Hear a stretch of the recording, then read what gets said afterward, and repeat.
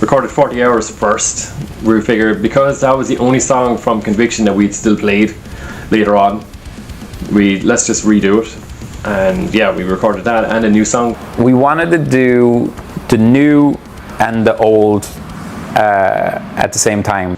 Anticitizen was the first kind of song that I put together, and I was like, okay, this sounds like kind of like Thoughts of Ruin and a little bit updated. Let's just go with that.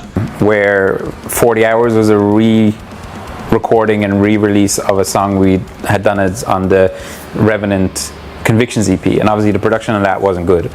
So we wanted, okay, let's bring that to the modern era, and let's also hit them with a new song with Anticitizen. And we did. We recorded that, and it sounded cool. And yeah, those two songs were the first two Thoughts of Ruin recordings in a long time. I can't remember the year.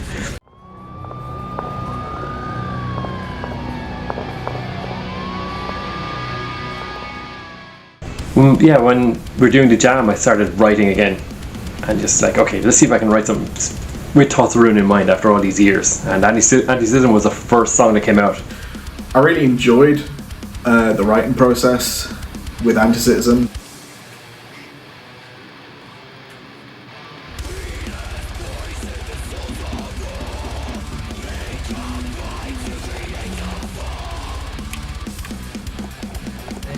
I can't remember why we chose Anticitizen, but generally speaking, it was like the guys will send on a couple of instrumentals and we'll listen and decide what we want to do.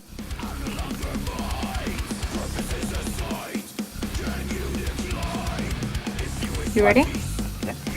Yeah. Nope.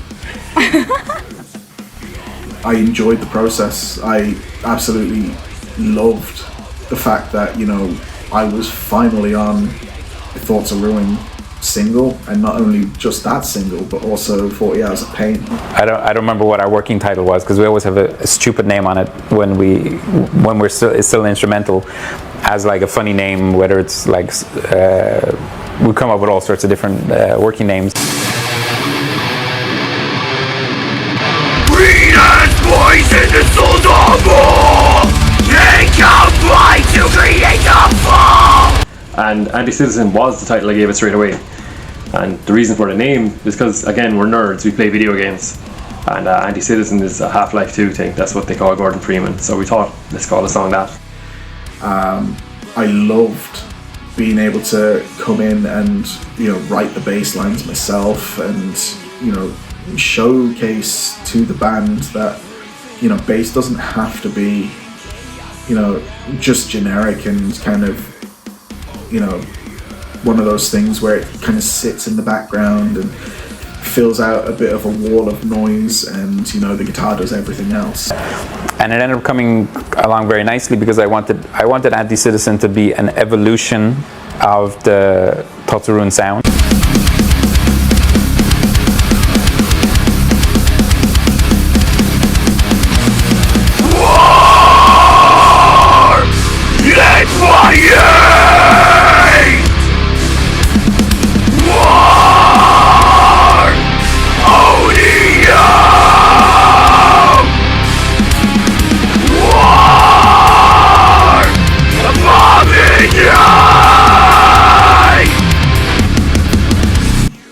I think at the time we felt a lot of pressure to showcase, you know, Thoughts of Ruin is still this, and, you know, it's not going to change, and we are still really, really heavy, and, you know, I think we kind of put ourselves in a bubble as to this is what the band is and always has been, as opposed to this is what the band will become.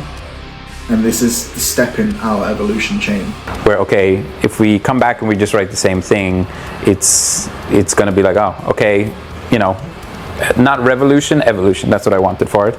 And then 40 Hours to be like, remember all the way back to our roots. So that was the reason that we chose those two specifically. And it's cool because it can be taken into more than just a gaming thing. It can be, you know, a real life thing. Anticitizen if you're against government things, if that applies to you. Not saying we support that, we just like video games, but whatever. I'm trying not to get us into any political hot water. But yeah, it was cool. cool first song to put down. Burn it down! Yo! Burn it down! Yo! Burn it down! Yo! Burn it down! Yo! Fuck. Okay, let me hear them all together.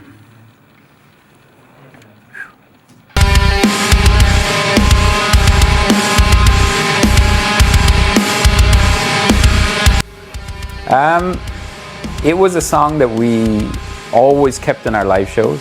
So the songs that we put on the Convictions EP, for the most part, as we released more songs and wrote new songs, those songs didn't really stand up live and quality-wise and stuff like that. They didn't get as much of a reaction. They weren't written with the crowd in mind, but 40 Hours always worked well.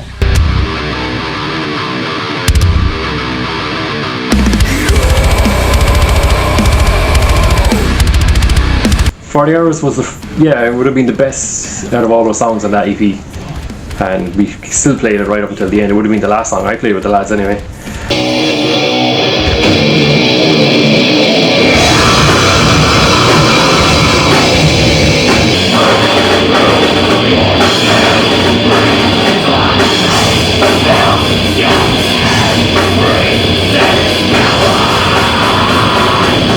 So we kept it all the way along.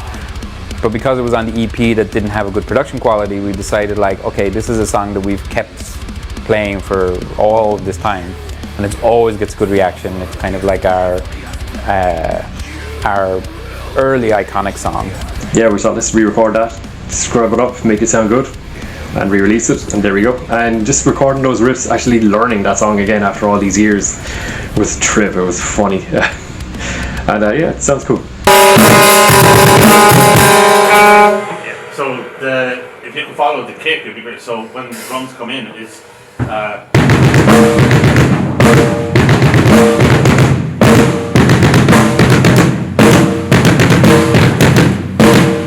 so like it's two of just the drawn out ones, and then.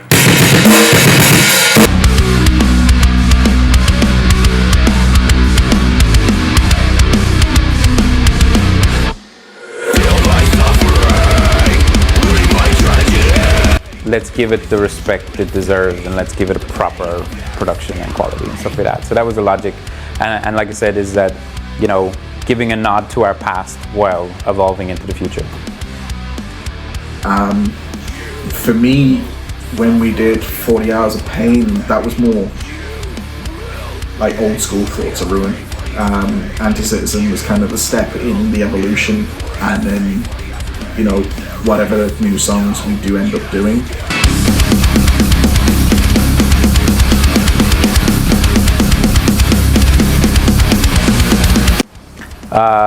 Surprise, because like I said, there in all the years we were gone, we would still get you know, bands that have really established themselves, you know, giving us credit or giving us a nod as like their inspiration and stuff like that, or their first inspirations, and then we still had fans that would say, you know, one more show. There would be so many times where I would post something just on my personal Facebook or whatever, and fans would be like, one more show. And that was it became an ongoing thing in Thoughts of Ruin fans of like asking for one more show. And it became more and more of a funny thing, because obviously I'm all the way out in Cambodia and I have no plans to go back to Ireland. So it was, you know, years and years and years of one more show. So when we finally did put out something, people were surprised. And the reaction to it was awesome. I mean, again, out of nowhere, Thoughts of Ruin released a whole new song after all this time. There you go, enjoy that. It was cool, people really enjoyed it. I was nervous releasing it. I mean, come on, first new Thoughts of Ruin material in a while. And yeah, I went down when I was happy about that. Very, very, very surprised, because we kept it very tight-knit. We kept it very quiet that we were even considering doing something. So universal surprise, universal positivity, which is great. And then the scene itself got very excited, because this was end of 2019, start of 2020. And so straight away we were already booked to play some festivals and stuff like that, and play some live shows. So the industry went buzzed for it straight away. We were getting asked to do podcasts and all of this stuff, so it was a big deal, and that was pretty cool. And we were, I can't remember the name, Iron Mountain Festival maybe was the festival we were supposed to do our first show back at. The Iron Mountain Festival. I was like, fuck it, let's do that, but let's also book a load of dates, you know, with that, so we can book a tour around and make it worth Brendan's while coming home.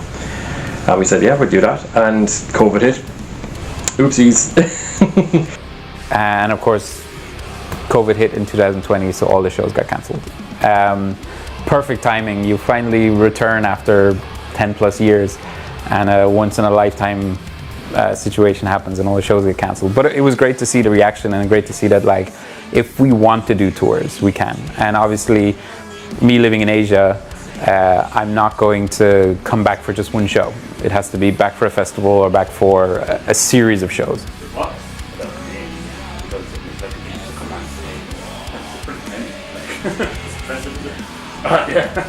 Yeah, I mean, like, you know, there's no Ryanair flights from Cambodia there now. And if there were, I fucking wouldn't get that one. No EasyJet, no British Airways. Yeah. So, like, basically, it's like this. I don't mind coming back as long as everything's organised and everything's good. Sorry, I've never made it before. I don't mind coming back as long as everything is organised and it's not only one show. And I'm not going to move back to Ireland. I'm sorry, but it's not going to happen. So it was interesting. It made me think, like, oh, this could become a thing. Obviously, COVID changed that, but you know, Murphy's Law.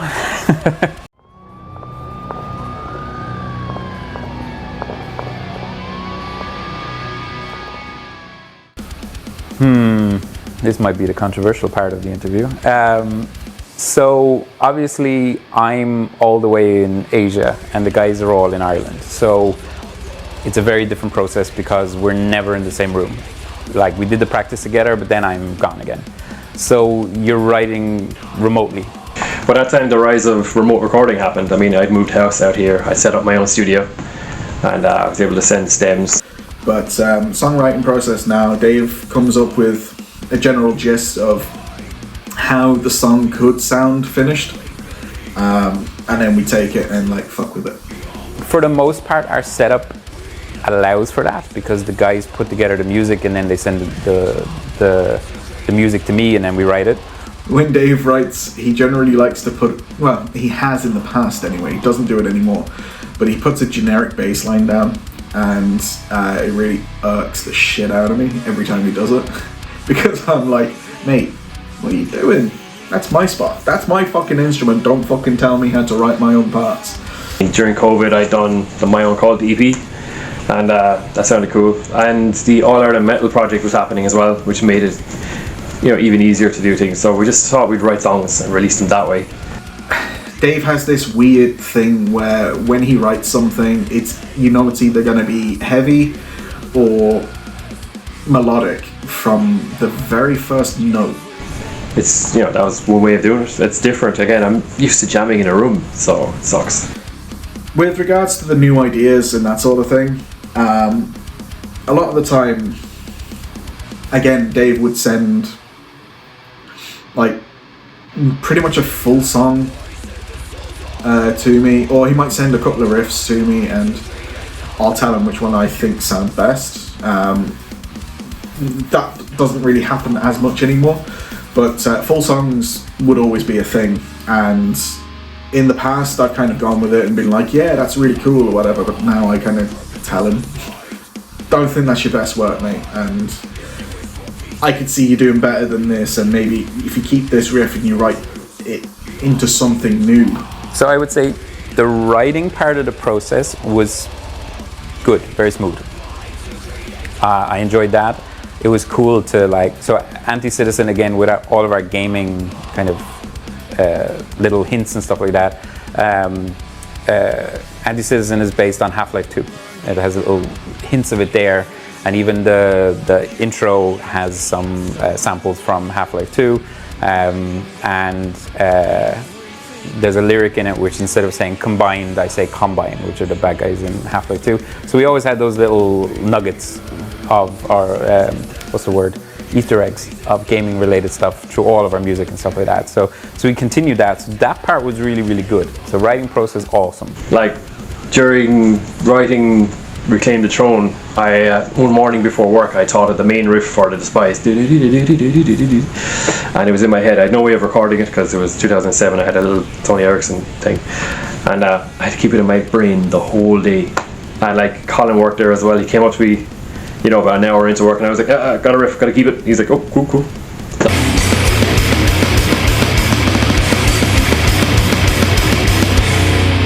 The whole day, a whole 9 hours of it, not talking to anyone, just and then I'd get home then, play it on guitar, and then go to rehearsal, and then we wrote the whole song around that riff. So that's an example of how things have fucking changed since then. Whereas right now I could just get my iPhone and go, you know, and then listen to it and go, what the hell? Different times. Recording process was a fucking nightmare. And, well, recording was okay, I did it here. But mixing, production, that side of things was absolutely a fucking nightmare, and I hated every second of it.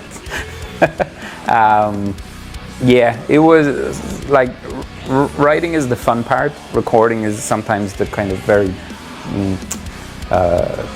like technical side of things. And yeah, I felt like when we were writing we were all on the same page, but when we were trying to get the production and mixing and mastering done, we were not all on the same page anymore. And I can't speculate the reasons. I have my theories, but it would be irresponsible of me to speculate. But I just felt like everybody was trying to stand out in their own way, instead of, like, as we did in the writing, we were all working as a team. And then when it came to production, it didn't feel like we were working as a team anymore. So the songs came out and the production came out, but it could have been better. And the guys are going to be watching this going, fucking cunt, I knew we'd do this. But it is what it is, because I just think, like, when you're doing music and you're trying to get the production right, it has to be harmonious, because, you know, and Carl was able to do this when we did the album in France. He was the one who ultimately said, like, the vocals need to be this level, the drums need to be this level, whatever. Now you have kind of people in the band insisting on self-producing, and I think self-producing sucks. And so you have, like, the one musician, one part of the band, and I'm being very specific about not naming specific ones, so they can't say I'm trying to give anybody shit, is they're trying to get theirs louder than the others and louder than it should be, and it's just meh. And yeah, I liked the writing, I didn't like the mixing and mastering. Yeah, it's the most diplomatic way I can be about that.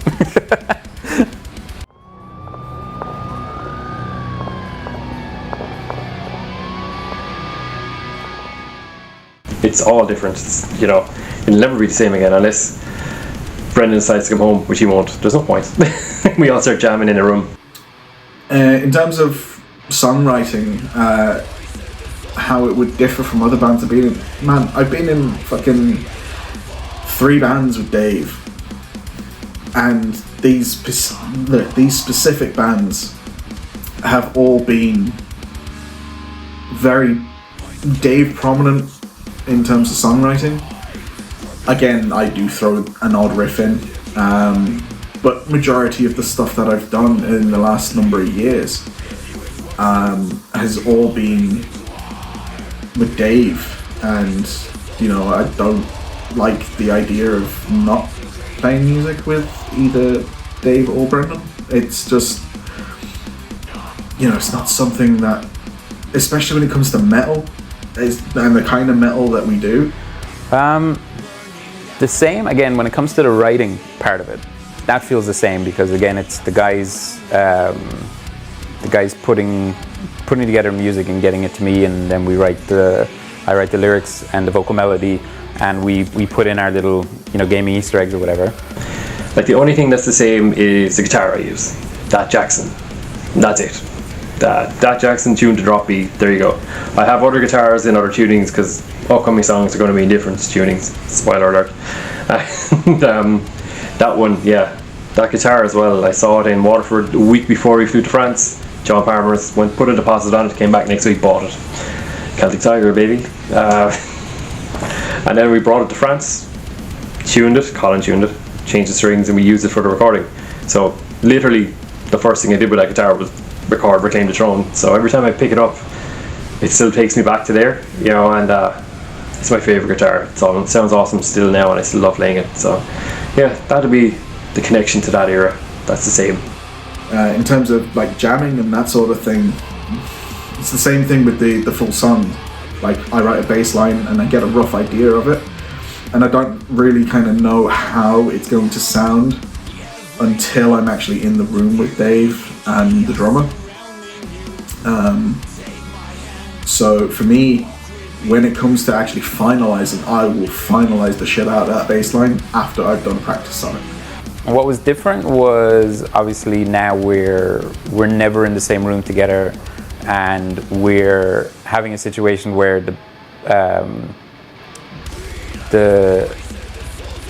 how the mixing and mastering is done is, we're not, I mean, this is how I felt anyway. When we wanted to do the first album, when we wanted to do the Reclaim the Throne album, it was, let's do something different. Let's change the fucking industry. Let's, like, ultra ambitious. Let's go all in. And this time I felt like people were like, let's use a producer that a lot of people use in Ireland. Let's do a sound that a lot of people do in Ireland. And that was never us, you know? That was never Thoughts of Ruin. Thoughts of Ruin was all about breaking the mold and kicking down doors and doing what the fuck we wanted. And it felt like we were much more now, like, that's good enough. This guy is grand. A lot of people use him. It's good enough. And, you know, I've worked since I left Thoughts of Ruin and since I left Ireland. I'd worked, you know, almost the entire time in the music industry, apart from a 3-year break. So it was almost entirely in the music industry. And I had drilled into my artists that I had managed here, and, you know, we were doing huge shows in Cambodia with thousands and thousands of people, and I'm drilling into them. Good enough is not good enough.